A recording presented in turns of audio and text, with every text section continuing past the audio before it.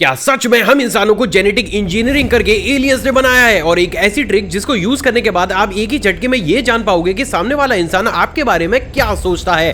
साथ ही साथ क्या कभी आपने ये सोचा है कि अब दुनिया भर के अधिकतर लोग मिरर जैसी चीज से क्यों डर रहे हैं? तो हाय गाइस, मैं हूं आकाश और आज की वीडियो होने वाली है नॉलेज से काफी ज्यादा ओवरलोडेड। तो इस वीडियो को लास्ट सेकंड तक जरूर देखिएगा वरना आप बहुत कुछ मिस कर जाएंगे। फैक्ट नंबर 6 गाइस, चलो आज मैं आपको एक ऐसी जबरदस्त चीज बताता हूं जिसका इस्तेमाल करते हुए आप सिर्फ 5 मिनट के अंदर ही ये जान पाओगे कि सामने वाला इंसान आपके लिए क्या सोचता है। मतलब क्या वो आपसे डरता है, आपकी बातों में इन्फ्लुएंस होता है या फिर वो रूम को ओन करता है। मतलब उसे फर्क ही नहीं पड़ता कि सामने आप क्या बोल रहे हो और क्या नहीं। अब ये चीज कैसे पता चलेगी, चलो एक साइंटिफिक हैक बताता हूं। तो देखो गाइस, आपको क्या करना है कि आपको उस इंसान से बातें करते वक्त उसकी आंखों की ब्लिंकिंग रेट को ध्यान से देखना है। अगर वो इंसान काफी जल्दी अपनी आंखों को ब्लिंक कर रहा है, इट मींस या तो वो आपसे डर रहा है या फिर वो आपकी बातों से बहुत जल्दी कन्विंस हो रहा है। But on the other hand, अगर सामने वाला इंसान बहुत ज्यादा रिलैक्स्ड और स्लो रेट से अपनी आंखों को झपका रहा है तो इसका मतलब ये है कि वो शख्स आपको ज्यादा वैल्यू नहीं दे रहा। पर ये अजीब सा चेंज होता ही क्यों है? तो देखो, हमारा दिमाग सबकॉन्शियसली हर एक सिचुएशन के हिसाब से हमारी बॉडी के अलग अलग ऑर्गन्स को ऑपरेट करता है। अब बात अगर अपनी आंखों की जाए तो जब भी हमारा दिमाग किसी भी इंसान या फिर जगह से डरता है तो वो हमारी आंखों को जल्दी ब्लिंक होने का ऑर्डर देता है। और ऐसा इसलिए होता है क्योंकि हमारे दिमाग को ये लगता है कि भाई मैं माइक्रो सेकंड की भी डिटेल्स को मिस ना कर दूं, और इसलिए भी वो हमारी आंखों और विजन को साफ और रिफ्रेश बनाए रखने के लिए बार बार तेज स्पीड से उसे ब्लिंक करता रहता है। But on the other hand, अगर हमारे दिमाग को ये लगता है कि भाई सामने वाला इंसान झूठ बोल रहा है या फिर इसकी बातों का मेरे पर ज्यादा खास असर नहीं हो रहा है, तो उस कंडीशन में हमारा दिमाग सिर्फ उसके झूठ को पकड़ने में ही बिजी रहता है। और क्योंकि उसको वो पैनिक वाली सिचुएशन महसूस होती ही नहीं, तो वो अपने विजन को ज्यादा क्लियर करने के लिए तेज ब्लिंक आंखों से कभी भी नहीं करवाता। और देखो गाइस, यही वो सीक्रेट ट्रिक होती है जिसका इस्तेमाल बहुत सी इंटेलिजेंस एजेंसी किसी भी इंसान से बात करते वक्त नोटिस करती है। बट अफसोस आम लोगों तक इस साइकोलॉजिकल ट्रिक को कभी भी नहीं लाया जाता। तो नेक्स्ट टाइम जब भी आप अपने फ्रेंड्स के ग्रुप में हो या फिर कहीं पर भी बाहर खड़े होकर किसी से बातें कर रहे हो तो उसकी आंखों की ब्लिंकिंग स्पीड को नोटिस जरूर करना।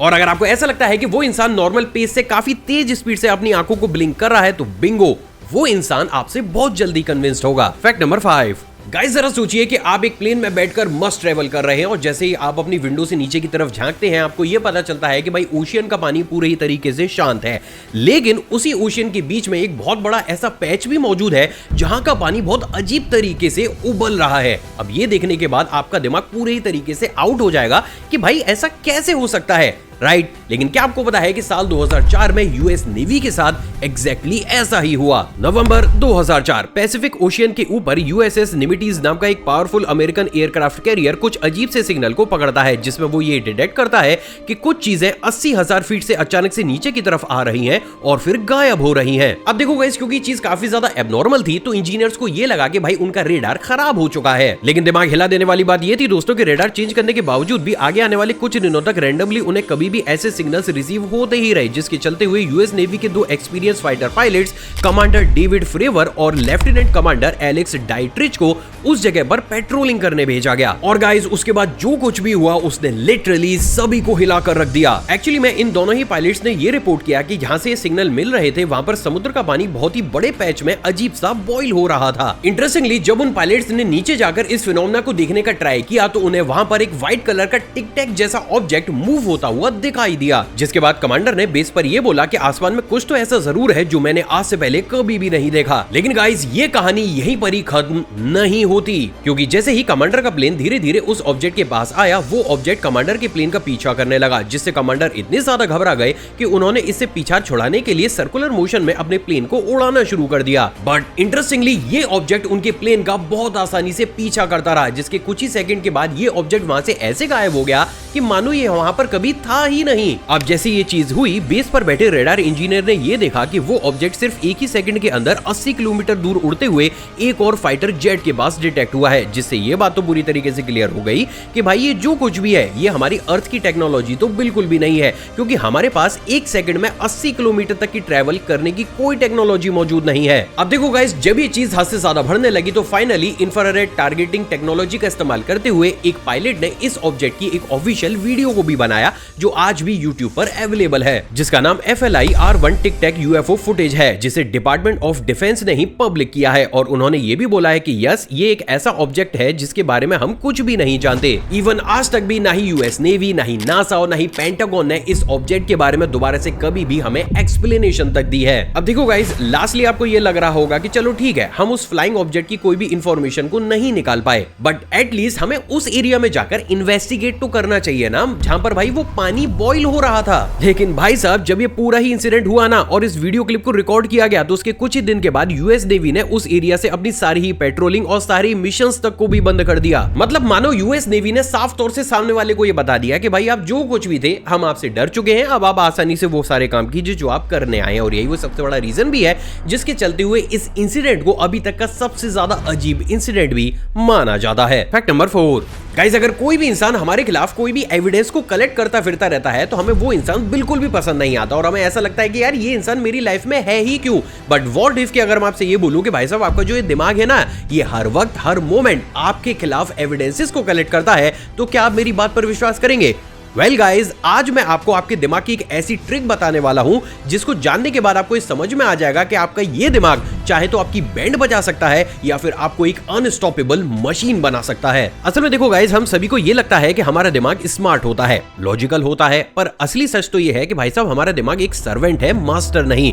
वो वही करता है जो आप उसे करने का ऑर्डर देते हो। अगर आपने एक बार ये बोल दिया कि मैं लूजर हूं, तो आपका दिमाग वही प्रूफ ढूंढने के लिए एड़ी चोटी तक का जोर लगा देगा। एग्जाम्पल के लिए, आपका कोई भी ऑकवर्ड मोमेंट, अगर आप एग्जाम में फेल हो गए हो तो वो, या वो सारे मोमेंट जिसमें आपको किसी ने भी इग्नोर किया है, वो बार बार सारी ही चीजें आपको याद कराता रहेगा, जिससे आपको ये फील होगा कि यस, असल में मैं सिर्फ एक लूजर ही हूं। यानी कि इन शॉर्ट, आप जो कुछ भी बोल रहे हो, आपका दिमाग आपके स्टेटमेंट को सच साबित करने के लिए भाई साहब किसी भी हद तक जा सकता है। तो पॉइंट ये खड़ा होता है कि अगर ये हमारा डिटेक्टिव नेगेटिव चीजों की तरफ हमें लेकर जाता है, तो क्या ये हमारे लिए पॉजिटिव एविडेंसेस भी ढूंढ सकता है? And the answer is yes. Actually खुद मेडिकल साइंस इस बात को प्रूव करती है कि अगर आप खुद के बारे में अच्छा बोलते हो या ये बोलते हो कि मैं अनस्टॉपेबल हूं, तो उसी मोमेंट हमारा दिमाग आपके हर एक छोटे छोटे ऐसे इंसिडेंट्स को ढूंढना शुरू कर देता है जो आपके इस स्टेटमेंट को सच साबित करते हैं। एग्जाम्पल के लिए, आपकी कोई छोटी जीत, कोई बड़ी अपॉर्चुनिटी, अगर किसी ने आपकी कभी भी तारीफ की होती है तो वो सारी ही बातें हमें टाइम टू टाइम याद आती रहती हैं। बट वेट, ऐसा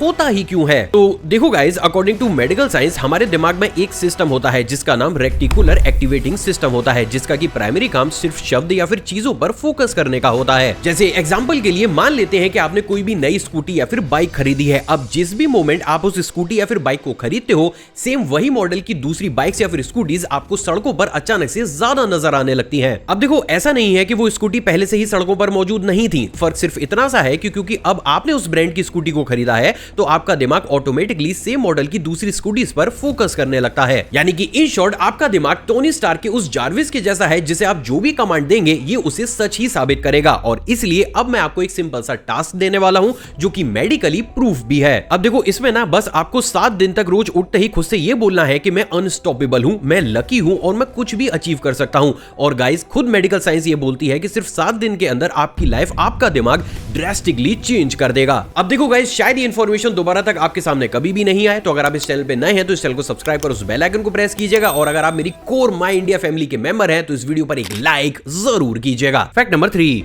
गाइस, लास्ट वीडियो पर हमारे भाई ने मुझसे ये पूछा था कि भाई, मैंने बहुत से ऐसे केसेस देखे हैं जिसमें कोई भी डॉग को ये पता चल जाता है कि उसका ओनर कब घर वापस आने वाला है और वो उसके आने से पहले ही विंडो पर या फिर डोर पर जाकर उसके वेलकम के लिए बैठ जाते हैं। तो क्या प्रैक्टिकली डॉग्स को टेलीपैथी आती है? वेल गाइज, इसके पीछे का रीजन कोई सिक्स सेंस या फिर टेलीपैथी नहीं, बल्कि एक ऐसी सुपर पावर है जो हमारे और आपके पास बिल्कुल भी नहीं है। तो देखो गाइज, हर एक इंसान की बॉडी अपने डीएनए की स्ट्रक्चर के हिसाब से हवा में कुछ केमिकल्स को रिलीज करती है, जिसे आप एक तरीके से अपनी कोई स्पेसिफिक स्मेल या फिर सेंट कह सकते हो।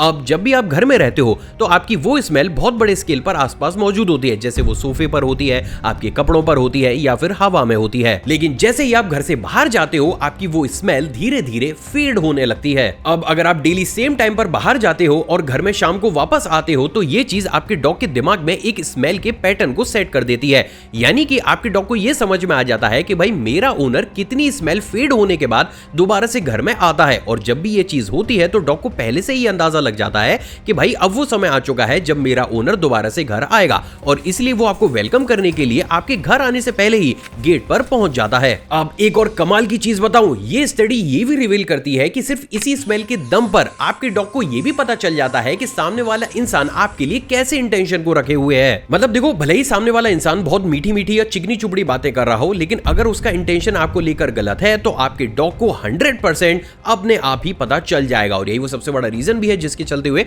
आपने बहुत सी बार ये देखा होगा कि आपका डॉग किसी भी एक रैंडम इंसान पर बहुत तेज भौंकता है या फिर गुर्राना स्टार्ट कर देता है, जबकि वो इंसान आपसे बहुत अच्छे से बातें कर रहा होता है। सच में गाइस, नेचर ने हर किसी को कोई ना कोई सुपर पावर दे रखी है। फैक्ट नंबर 2, गाइस, किसी भी हॉरर मूवी या फिर क्रीपी सी चीज को देखकर डरना काफी ज्यादा आम बात है, लेकिन क्या आप अपनी ही शक्ल को मिरर में देखकर डर सकते हैं?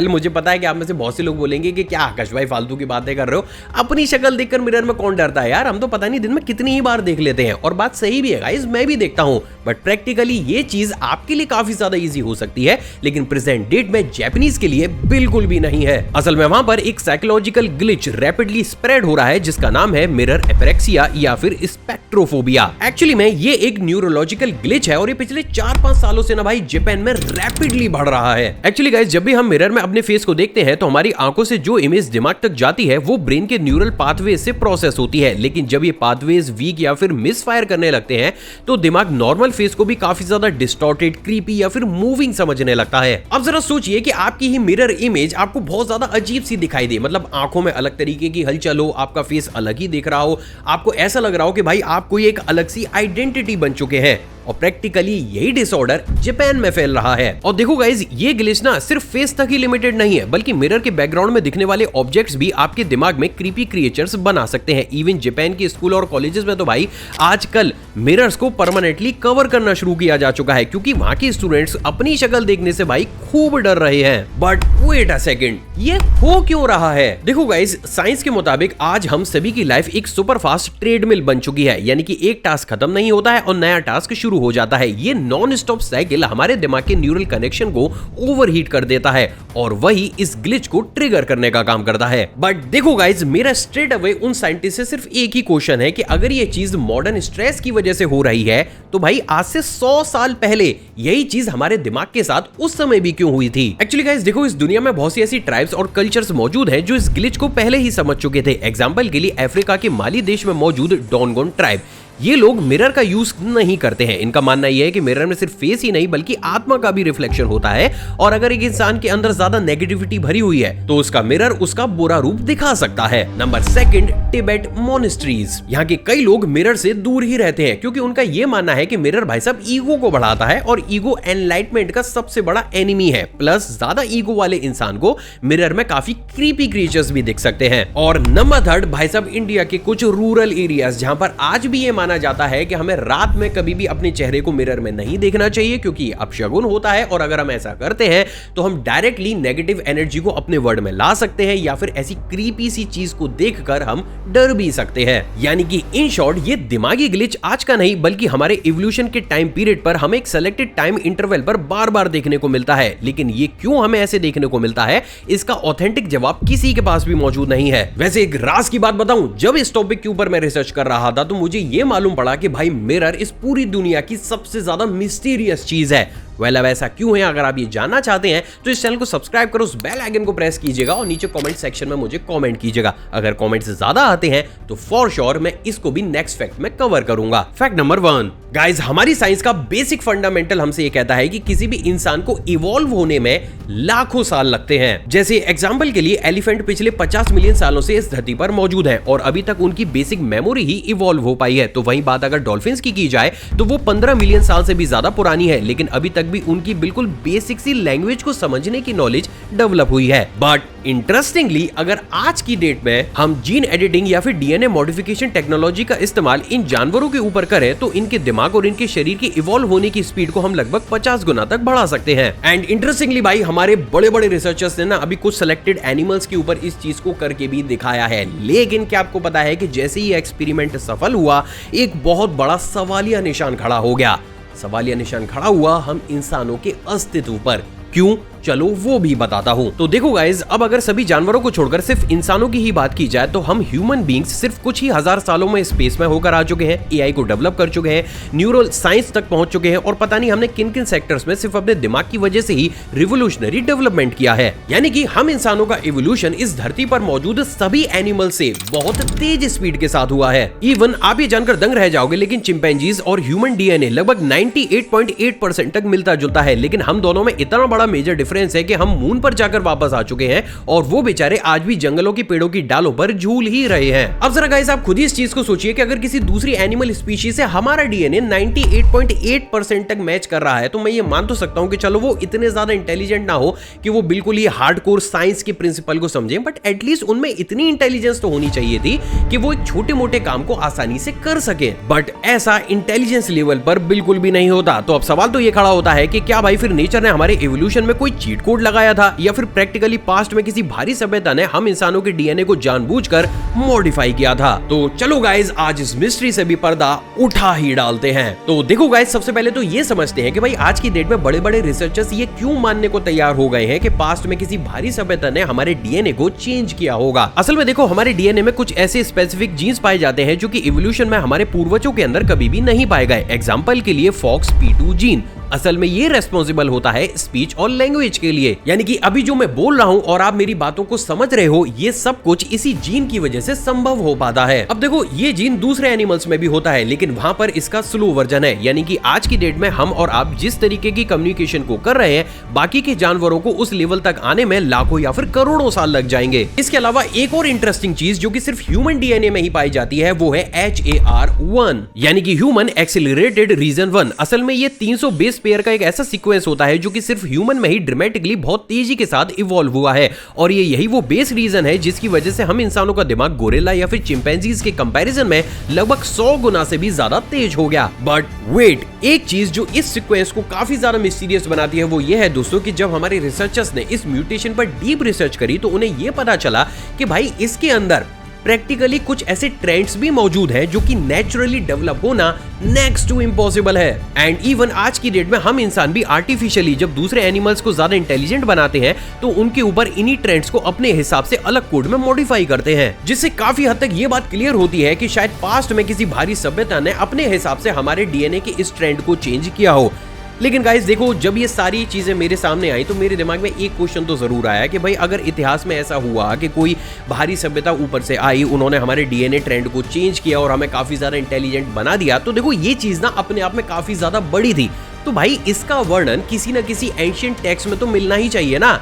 एंड गेस व्हाट भाई साहब, मुझे एक दो नहीं बल्कि बहुत से ऐसे टेक्स्ट मिले हैं जो कि साइंस की इस थ्योरी को सपोर्ट करते हैं। तो देखो गाइस, शुरुआत करते हैं सुमेर सिविलाइजेशन से, जहां पर हजारों साल पहले के रिकॉर्ड्स में अनुनाकी नाम के बीन्स का जिक्र मिलता है, जिनके बारे में ये कहा जाता है कि वो आसमान से आए थे और उन्होंने इंसानों को बनाया था। इंटरेस्टिंगली इसी से ही मिलता जुलता टेक्स्ट हमें तिब्बत में भी देखने को मिलता है, जहां पर तो भाई साहब बिल्कुल क्लियरली ये लिखा गया है that they mix their essence with the beings of earth to create workers space humans. यानी कि अगर बिल्कुल सिंपल लैंग्वेज में इन दोनों ही टेक्स्ट को मैं समराइज करूं तो इसका मतलब ये होता है कि वो ऊपर से आए, उन्होंने जेनेटिक इंजीनियरिंग करके खुद के लिए वर्कर्स को बनाया जो आगे जाकर कहलाए इंसान। सिर्फ इतना ही नहीं बल्कि बात अगर इंडियन करेक्शन की भी की जाए तो हमारे वेद और पुराण में भी ऐसी मिलती जुलती बातें कही गई हैं, जैसे कि देवताओं ने मानव योनि को बनाकर तैयार किया। मनु, ब्रह्मा एंड इवन ऋषि कश्यप की भी डीएनए मिक्सिंग की बातें बहुत जगह किताबों में कही गई हैं। और देखो गाइस, शायद वो एक सबसे बड़ा रीजन भी है जिसके चलते हुए साल 2013 में क्रेग वेंटर, जो कि ह्यूमन जीनोम प्रोजेक्ट के लीडर भी रहे थे, उन्होंने ये बोला था कि we may be a biological software and evolution might be a programmed upgrade. Even Harvard University के रिसर्चर्स ने भी ये बोला है कि इंसानी डीएनए में बहुत से ऐसे नॉन सीक्वेंस ट्रेंड भी मौजूद हैं जो कि एक मैसेज लाइक स्ट्रक्चर को क्रिएट करते हैं। एंड मे बी ये हो सकता है कि एंशिएंट कोड किसी भारी सभ्यता ने भी स्पेशली हम इंसानों के अंदर ही डाले हो। तो अब सवाल तो ये खड़ा होता है कि क्या सिर्फ हम बंदर और चिंपैंजीज के ही अपग्रेडेड वर्जन है, या फिर प्रैक्टिकली किसी भारी सभ्यता ने हमें बहुत ज्यादा इंटेलिजेंट बनाया है? और अगर उन्होंने ऐसा किया है तो इसके पीछे का प्रैक्टिकली कारण क्या था? क्या वास्तव में वो सिर्फ अपना हमें वर्कर्स बनाना चाहते थे, और अगर ऐसा था तो वो हमें यहाँ यहाँ पर छोड़कर चले क्यों गए। वेल गाइस, अब देखो मैंने आपके सामने पूरे ही साइंटिफिक एविडेंसेस साथ ही साथ हमारे एंशिएंट टेक्स्ट में जो बातें करी गई हैं वो चीजें दोनों ही आपके सामने रख दी हैं। अब ये चीज मैं आपके ऊपर छोड़ता हूं कि भाई आपको क्या लगता है, क्या हम इंसान नेचुरली ऐसे ही इवॉल्व हुए हैं, कोई सीक्रेट कोड, या कह सकते हैं कि भाई नेचर ने हमें ज्यादा फेवर किया और हम बहुत तेजी के साथ इवॉल्व हो गए, या फिर प्रैक्टिकली हमारे साथ कुछ ना कुछ पास्ट में गड़बड़ हुई है। आपको जो कुछ भी लगता है नीचे कमेंट सेक्शन में मेरे साथ और बाकी माय इंडिया व्यूअर्स के साथ शेयर जरूर कीजिएगा। आई होप गाइस आज का एपिसोड आपको पसंद आया और आपने ऑलरेडी इस वीडियो को लाइक कर दिया होगा। मुझसे इंटरेक्शन बढ़ाना चाहते हैं नीचे कमेंट सेक्शन में कमेंट कीजिएगा और अभी आपकी स्क्रीन पर आपको जो वीडियोस दिख रही हैं उन्हें भी चेकआउट जरूर कीजिएगा। जय हिंद।